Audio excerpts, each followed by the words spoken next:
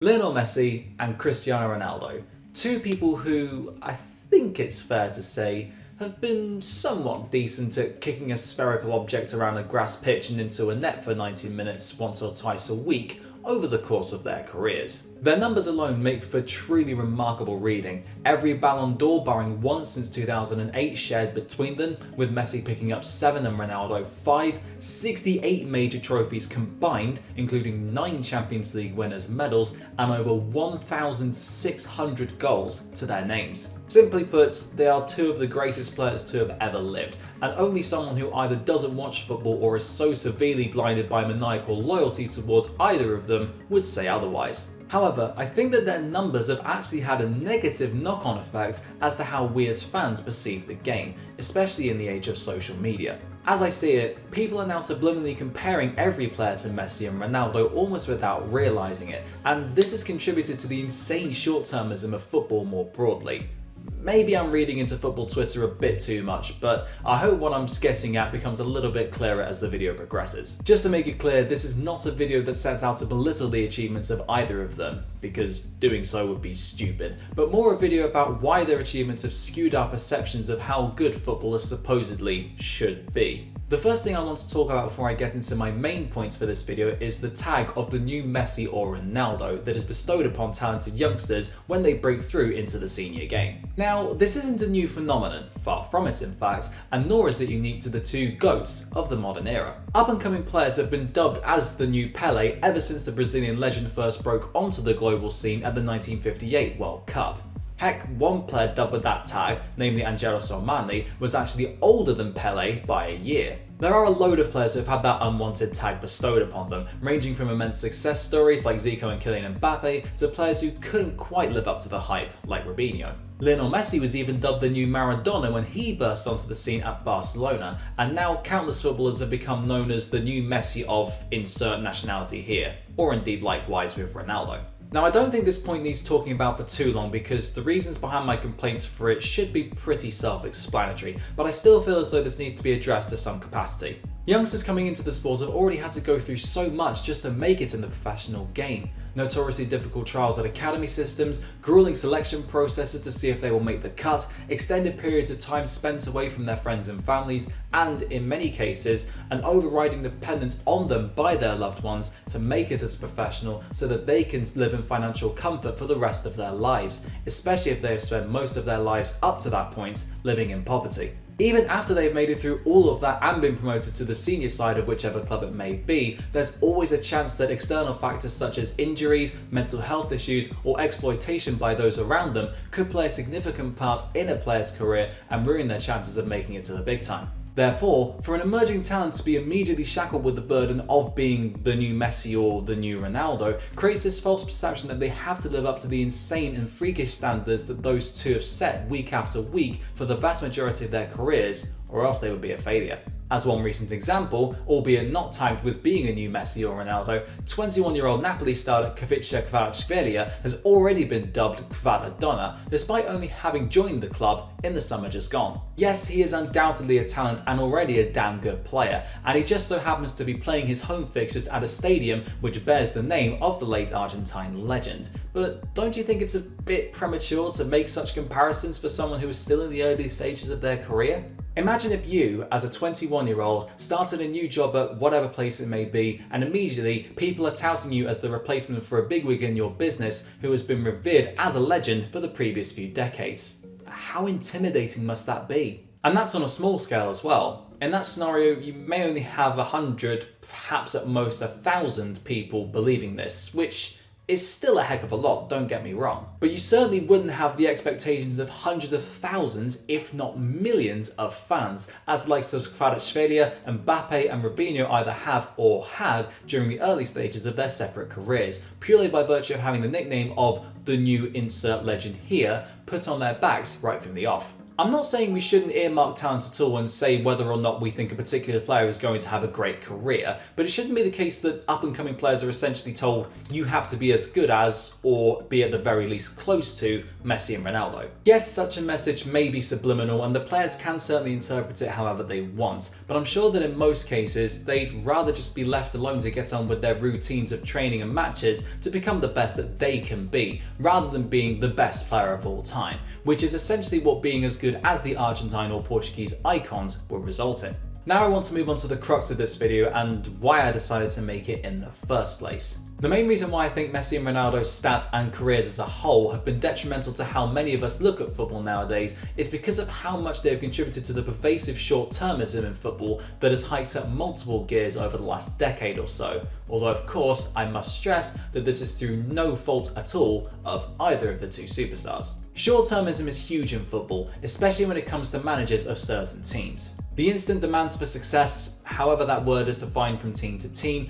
have become even more omnipresent in the last 30 years or so as money has flooded into the game. The need to either win trophies amongst the big boys or survive in their respective country's top flight amongst the so-called lesser clubs is more important than ever before, with the financial implications if they fail to meet those targets, especially in the latter scenario of relegation, potentially being seriously damaging to a team's future. As soon as things start to go wrong, hierarchies will normally point to the manager and sack them in order to instigate a change and or a return back to their glory days. However, football's short-termism has translated over to the fans on the sidelines more eminently than ever before. Fans are demanding that their players immediately hit the ground running season after season, and especially new recruits who have been brought in over that particular transfer window. If they don't, then rival fans will use it as a form of one-upmanship to prove that their team is better than that team somehow, or that the player in question is a waste of space, and the supporters will turn their backs on them and start to wonder why the club paid all that money to sign them, sometimes without acknowledging the fact that the player in question may well not only be adapting to a new club or league, but perhaps also a new culture.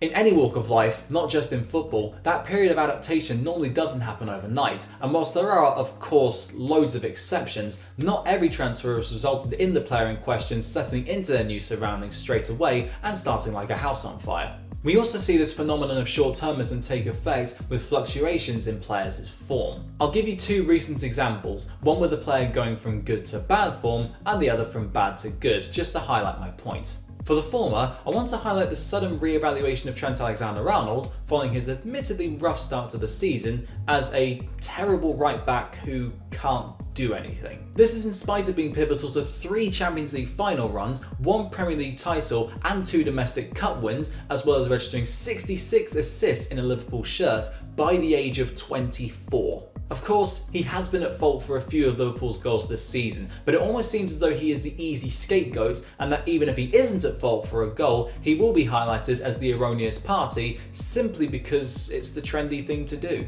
It is worth bearing in mind that Trent will only turn 24 a few days after this video comes out, and has already achieved so much in his relatively short career as a pivotal player in the Reds' greatest era since the 1980s, so to write him off entirely after a few bad games seems wrong to me. For the latter, we need to talk about Harry Kane, who, following a successful Euro 2020 campaign, captaining England all the way to the final, was subject to immense transfer speculation over that summer, with Manchester City submitting multiple bids, all of which were rejected by Spurs. Of course, that played with his head, and after sitting out Spurs' opener, against City no less, he returned to put in a number of subpar performances by his extremely high standards. That led to people on social media saying Kane was washed up or finished or a fraud or apparently never good in the first place, purely based on what was undeniably a bad start to the 2021-22 season. You can't just suddenly turn into a terrible player overnight, and there were clearly a multitude of factors that led to Kane's dip in form. Some may be self-inflicted, but others also beyond his control, but not because he was awful at football or something like that. Now, I'm well aware that you might be thinking at this point, well, this is all very long-winded and rambling, and what on earth has this got to do with Messi and Ronaldo's numbers, stats and careers? Well, what I'm trying to get at with all of this is that it is almost impossible to be a world-class player 100% of the time over the course of 15 years or more, yet we seem to almost assume that every player has to be just that in order to qualify as, at the absolute bare minimum so it seems, good. There's a reason why very few players in the entire history of the sport, of which Messi and Ronaldo are obviously two, hence why they are two of the GOATs, have been able to put in consistently excellent performances for virtually every week for a decade and a half. It's because doing so is almost impossible and unsustainable. As mentioned earlier, there are so many factors that can have a negative impact on a player's career, be they short or long term, and both Messi and Ronaldo have been extremely lucky in the fact that they haven't really suffered from many extended injury setbacks or mental health issues, etc. throughout the course of their careers. They have of course contributed to that with their relentless work ethic in order to continue to be the best that they can be for as long as possible, but they should be treated as freaks, in the best possible use of that term, rather than the norm, which is what I think people on social media have subconsciously done. Players should never be expected to batter home 45 goals and notch up 30 assists every single season for a decade, and to do so would, once again, put way too much pressure on them which they might not be able to cope with. Yeah, that is, as I see it, exactly what fans expect from them. Even if the remarks that people make on social media are posted just to get attention rather than them actually believing what they write themselves, which is an entirely different subject matter for an entirely different video, it still leads to other people believing it, who then spout the exact same dribble, and before you know it, you have an insane and perhaps uncontrollable domino effect. Some of that dribble will subsequently come in the form of extremely harsh criticism, and that's putting it lightly, aimed at players who don't really deserve it. I have planned to make a video for a while on why I don't like criticising players, but I might as well bring it into this video because it ties in with my overriding point. The main reason why is that I don't want to unfairly put people down in a profession which I, realistically, know next to nothing about compared to the players themselves. I don't know what it's like to come through the rigours of an academy system, train fastidiously for however many days in a row, and play up to 3 90-minute games every week, and I never will. Besides, in most instances, they haven't done anything egregious in wider society, nor have they done anything bad to me on a personal level, apart from maybe make me feel a bit downhearted for a while if my team loses, which certainly isn't a crime against humanity, or shouldn't be treated as one anyway. Therefore, why should I sit here saying that certain players, who have in the vast majority of cases earned the right to get where they have got to, are useless, or as some people would put it, have a certain attribute that is comparable with a broken toaster, no matter how exaggerated for effect that statement is? Again, this doesn't mean that players should automatically be exempt from criticism, if it is justified of course, but when you get to the point of sending players death threats, racial slurs or sexist/homophobic remarks simply because the player in question had 1 or 2 bad games, then you know it's gone too far, even if that is rather regrettably the norm nowadays. This then rubs off on the players and has the potential to have serious consequences for their mental health, which, guess what, will only lead them to feel more pressured into putting in good performances and therefore in all likelihood end up actually playing worse, which would only serve to instigate yet more vitriol aimed in their direction, and the virtuous cycle continues. As someone who has gone through mental health problems for a number of years, I can't imagine how I would have felt if, during my worst days, I also had to deal with thousands of people telling me how they were planning to kill me if I happened to give away a goal for a big club or miss a sitter or just simply have one bad game, which everyone has from time to time, even Messi and Ronaldo. At a time when discussions around mental health are more prominent than ever before, it seems almost hypocritical that footballers are still subjected to quite frankly despicable comments and messages on a regular basis through social media. Take Joaquim Anderson, who posted a number of threatening messages on his Instagram story that he had received in the aftermath of Darwin Núñez headbutting him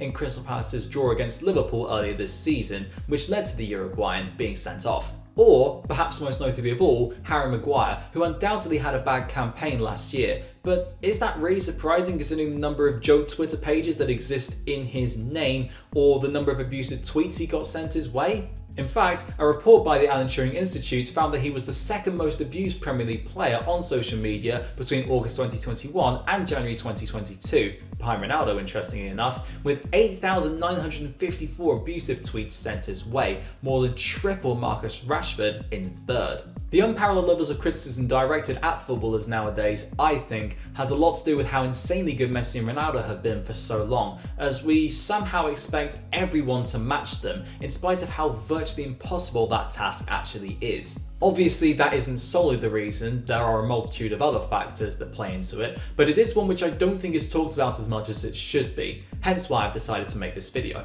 Again, this isn't me saying that we aren't allowed to have our own opinions on football, because if we all had the same opinions, that would suck all the enjoyment out of it. But we have to take a step back with regards to our short-termism and over-eagerness to say that certain players are finished or dead in the water because they had the audacity and temerity to have a bad spell of form, which almost everyone will have at some point, or fail to settle at a club within 5 minutes of arriving there. We all have bad days at work, that's just being human, but in most companies you won't be swarmed with vitriol for having one off day or for not delivering 100% every single day, because that just isn't manageable or sustainable both for your physical and mental health, no matter how much we kid ourselves into believing that it is. And it's exactly the same in football. Yes, Messi and Ronaldo are freaks of nature, and we should treat them as such and enjoy the last few years of their careers while we can still see them in action. However, and this is the essence of the entire video, they should not be the benchmark which we use to compare others to, because doing so sets unrealistic expectations of everyone else, leads to rampant short-termism that is pervading football right now,